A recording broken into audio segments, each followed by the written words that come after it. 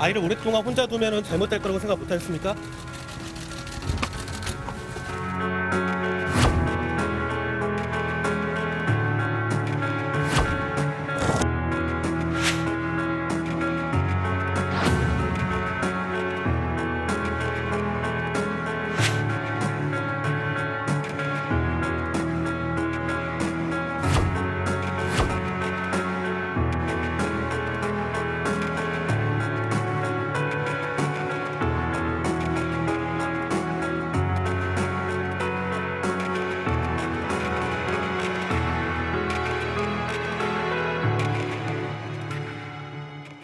네, 생후 7개월 된 아기를 닷새 동안 방치해서 숨지게 한 부부에게 검찰이 살인죄를 적용했습니다. 당초 경찰은 이들이 아이를 숨지게 할 고의성은 없다고 판단해서 학대치사 혐의를 적용했지만 검찰의 판단은 이렇게 달랐습니다. 두 사람이 주고받은 문자 메시지가 결정적인 증거가 됐다고 합니다. 자세한 내용 김지혜 변호사, 이웅혁 교수님과 함께 자세히 들어보겠습니다. 두 분 어서 오십시오. 안녕하세요. 반갑습니다. 자, 교수님, 이 사건이 이제 세상에 알려진 게 지난달 초였습니다. 네. 처음에 어떻게 알려지게 됐습니까? 그 6월 2일 날 이제 발견이 됐는데요. 네. 이 아이의 외할아버지에 의해서 사망한 채 종이 상자에 놓여진 것이 그 발견이 되었습니다. 외할아버지가 신고를 했죠. 네, 그렇습니다. 그래서 그 조사를 해봤더니 약 그 5일간 5월 한 25일경부터 31일까지 네. 이 아이를 그대로 방치를 한 것으로 드러났습니다. 소장이나 내장 등에서 전혀 음식물이 이제 발견이 안 되었던 것이죠. 부검을 한 거죠. 네, 그럼에도 불구하고 이 18살, 21살 그 부부는 외출을 하고 돌아와 봤더니 이 반려견이 이 7개월 된 딸의 손과 발 등에 핥힌 것으로 이렇게 봤다. 그래서 약을 발라주고 잠을 재우고 일어났더니 사망을 했다. 이렇게 얘기를 했지만 거짓말을 했죠. 결국 이것은 이제 거짓말로 그 판명이 되었던 것이죠. 이게 CCTV, 휴대전화 이런 걸 경찰이 이제 분석을 해보니까 부부가 거짓말을 했더라 이렇게 지금 확인이 된 건데 처음에 이제 경찰에서 학대치사 혐의를 적용을 했던 거는 고의성은 없었다 이렇게 본 거죠. 네, 이 살인의 고의성을 인정하기 위해서는요, 이런 행동을 할 경우 아이가 사망에 이를 수 있다라는 사실을 일단 인식을 하고, 이제 그런 결과가 일어났음에도 어쩔 수 없다. 결과가 일어나도 어쩔 수 없다라고 어떤 용인하는 이제 그런 태도가 필요합니다. 네. 이제 그런데 이 부분은 경찰에서 진술을 할 때는 아이가 사망하는 결과를 용인하거나 원치 않았다라고 그렇게 이야기를 했는데 그 근거로 어떻게 얘기했냐면 서로가 아이를 돌봐줄 것이라고 믿었다라는 겁니다. 그러니까 남편은 당연히 아내가 돌보겠지, 아내는 당연히 남편이 돌보겠지 이렇게 생각을 하고 외출을 했기 때문에 결코 아이가 죽기를 바란 것은 아니었다라는 것이었는데요. 그래서 사실 경찰은 그러면은 약간 살인의 고의를 인정하기는 어려운 것 아니냐라고 해가지고 학대치사 혐의로 검찰에 송치를 했는데 그런데 검찰에서는 좀 생각이 달랐던 겁니다. 그러니까 휴대전화 문자 메시지를 보니까 26일경 이렇게 문자 메시지를 서로 주고받아요. 그러니까 3일 됐네, 그럼 죽었겠네.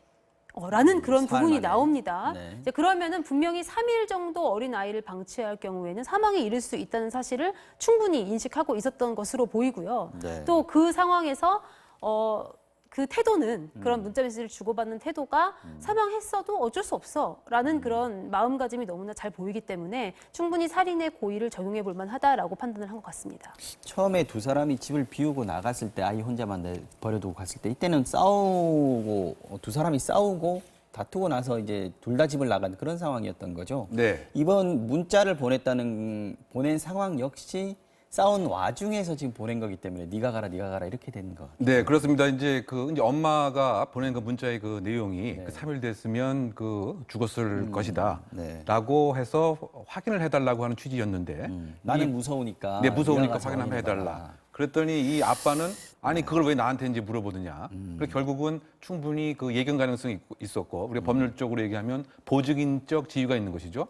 즉 부모로서 네. 아이의 위급한 상황에서 부조를 도와줘야 할 의무가 있음에도 이것을 그대로 방기한 네. 이런 것은 부작위에 의한 살인 가능성도 분명히 있는 것이고요. 해야 할 의무를 안 했던 것이고 살해라고 하는 사망이라고 하는 예견 결과가 충분했다. 이렇게 볼 수가 있기 때문에 단순한 그 아동 학대 치사에 의해서 살인죄로 검찰에서는 의율을 한 것 같고요. 더군다나 그 27일 경우에는 네. 이 그 아빠가 냉장고를 중고품으로 팔기 위해서 이 그 공간에 다시 들어왔었습니다. 25일 날 집을 나갔고 그렇죠. 27일이면은 아기가 사망하기 전에 사흘 만에 간 거네요. 일단. 그렇죠. 네. 그래서 이 딸 아이가 울고 있음에도 불구하고 사실은 또 그대로 집을 나왔던 것입니다. 이런 것으로 보게 된다면 이것도 검찰 수사에서 나온 그렇죠. 충분히 그 예견 가능성이 그 있던 것이 아니냐. 그리고 이 엄마가 자백하기를 네. 분유와 우유 등을 안 줬기 때문에 죽어도 할 수 없다라고 생각을 했다라고 하는 자백도 사실 또 했기 때문에 네. 결국은 살해의 고의가 충분히 있다라고 검찰 수사 단계에서는 본 것 같습니다. 처음에 근데 경찰도 그 휴대폰 분석을 했지 않습니까? 이때는 이 문자를 발견을 못했던 건가요? 아니면 그래 그 부분이 이제 이 디지털 포렌식을 통해서 검찰 단계에서 나온 것인지 아니면 경찰에서는 포렌식을 했지만 이것이 고의가 과연 이제 있었겠느냐. 왜냐하면 두 당사자 간에 무엇인가 다툼 때문에 조금 서로 미루는 거였지 정말 딸 아이를 죽어도 상관이 없다라고 하는 이런 마음까지는 보지 않은 것으로 판단한 것인지 이 부분은 조금 정확하게 밝혀져 있지는 않은 것 같습니다. 경찰에서도 아빠가 21살, 엄마가 18살 이러니까 이 어리다고 보고 이 부모가 어려서 철이 없어서 이런 짓을 했지 아이를 죽이려고 했겠느냐 이런 생각을 경찰이 좀 가지고 있었던 거 아닌가 싶은 생각도 드는데 이후에 드러나는 행적들을 보면 이건 뭐 어려서 이런 걸 했다기보다 이 사람들 좀 이상한 거 아닌가 하는 생각 들어요. 너무하다는 생각이 좀 들던데. 네, 근데 이 부부가 워낙 다툼이 잦았다고 합니다. 이제 그럴 때마다 아이를 이렇게 방치한 일도 잦았는데 5월 17일 경에요. 네. 그 집 밖에 유모차 안에다가 아이를 두고 그대로 부모가 사라진 일이 발생을 해서 이웃 주민이 애만 112에 놔두고. 신고를 한 그런 사실도 있다고 합니다. 근데 자초지종을 들어보니까 아빠가 이제 유모차에 아이를 태우고 그러고 있었는데 엄마가 집 비번을 안 가르쳐 준 거예요. 이제 그 상태에서 엄마가 전화를 해서 아빠한테 나 어디 있으니까 좀 잠깐 나와봐라라고 하니까 아빠가 그 자리에 그냥 아이를 두고 그 아내를 만나러 간 겁니다.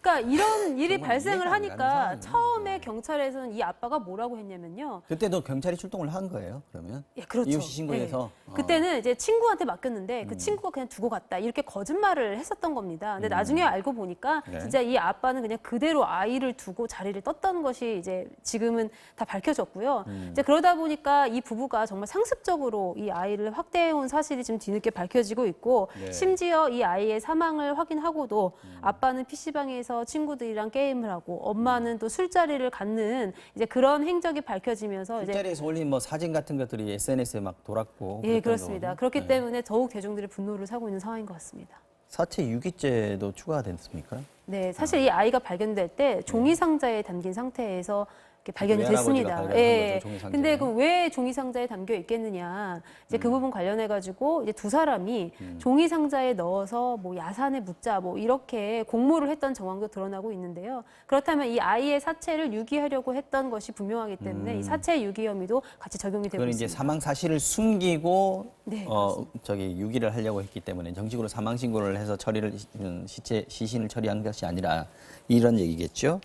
자, 또 하나의 사건이 있었다고 합니다. 인천에서 비슷한 사건이 있었는데 이번에는 넉 달 전에 벌어진 사건인데 9개월 된 아기가 또 숨지는 사고가 있었는데 네. 공교롭게 이 아기의 엄마하고 이번 사건의 엄마하고가 친구다. 네, 이번 사건, 그러니까 7개월 아이 사망 사건과 그다음에 9개월 아이 사망 사건이 어느 정도 이제 연관성이 지금 있어서 굉장히 놀라움을 주고 있는데요. 이 어머니들끼리 서로 고교 동창입니다. 근데 이제 고등학교 다닐 때는 서로 알던 사이가 아니었는데 남편 때문에 서로 알고 지내고 나서부터는 친구 사이로 지냈다는 거예요. 이제 그렇기 때문에 이 9개월 된 아이가 먼저 사망한 사건이 어떻게 보면은 이번 7개월 된 아이의 사망 사건과 어느 정도 연관성이 있는 것 아닌가. 왜냐하면 이 9개월 된 아이의 경우에도 사망의 원인이 미상으로 밝혀져서 이제 정확히 밝혀지지 않은 그런 상황이었습니다. 이제 그렇기 때문에 아무래도 두 사이에 어떤 연관계가 있는지 또 이 어머니들끼리의 서로 평소에 주고받은 대화라든지 연락의 정도 뭐 이런 것들에 대해서 지금 추가 조사를 벌이고 있는 것으로 알고 있습니다. 그리고 하나 좀 더 첨가할 것이 네. 이거 5월 17일 날 이제 신고가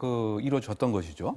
그래서 경찰에서는 이 유모차에 그 아이가 아까 그 그 바깥에 부분에 아기만 놔두고 예. 갔던 상황. 네, 그 부분이 상당히 저는 아쉬운 대목이 아닌가 좀 생각이 드는데요. 그때 그때 경찰이 좀 뭔가 네. 느릿했더라면. 그 왜냐하면은 일단은 이 상황을 봤더니 이 엄마가 그대로 이제 혼자 두고 외출한 것으로 경찰은 봐서 네. 이 아버지를 불러서 계고 조치를 엄중하게 하면서 이 아이를 이제 인계한 것 같습니다. 네. 그런데 이때 만약에 아동 학대 판정을 받아서 소위 말해서 사실 외국 같으면 그 상황만 가지고도 그렇죠. 입건이 가능한 상황. 그 아동 보호 기관에 이제 도움을 얻어서 아 이건 아동 학대의 상당한 우려가 있다. 그래서 응급 긴급 조치가 필요하다. 아니면 아동 학대에 관한 사례 관리를 시작하게 했다고 한다면 이런 것을 좀 막을 가능성이 상당 부분 있지 않았던가. 이 부분이 상당히 좀 아쉽습니다. 물론 원칙적으로는 이제 원가정 복구 조치를 뭐 하긴 했지만 긴급 격리 조치를 한다든가 그렇죠. 또는 주기적으로 일주일에 한 번씩 실제로 혹시 아동 학대에 또 징후가 있는 것은 아닌가 이렇게 아동 보호 전문 기관에서 들여다봤다고 한다면 그 부분이 제일 안타까운 예, 거죠, 생후 사실. 7살 된 이 딸 아이를 살릴 가능성이 있었던 것은 아닌가. 이 점에 있어서 상당히 아쉬움이 남는 대목이죠. 그 부분 이런 일들이 생길 때마다 항상 뭔가 예고가 있다 이런 사건들은 예고가 있는 것 같죠. 징후가 있다 이런 생각이 좀 들어요. 이때 좀 신경 써서 들여다봤어야 되는 거 아닌가 하는 뒤늦은 후회들이 좀 생기긴 합니다. 여기까지 듣고 다음 이슈로 넘어가죠.